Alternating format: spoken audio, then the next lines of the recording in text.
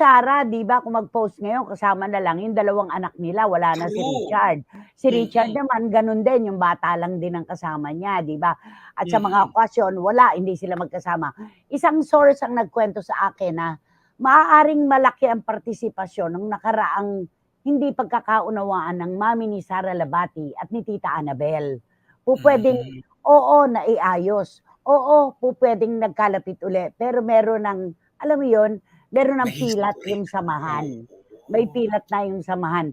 Pero alam mo, sayang na sayang 'to, ipinaglaban nila yung relasyon na Do'n sa comment na, "Ay siguro may problema sila kasi hindi na tina-tag ni Sarah si Richard Gutierrez na lagi niyang ginagawa 'yon. Lagi silang nagta-tag sa isa't isa kapag may post ang bawat." oo, totoo, 'Di ba? totoo 'yun, oo. Nakakapanghinayang naman po if totoong hiwalay na sina Richard at Sarah, they look so Mm. perfect together. Talaga pong wala yatang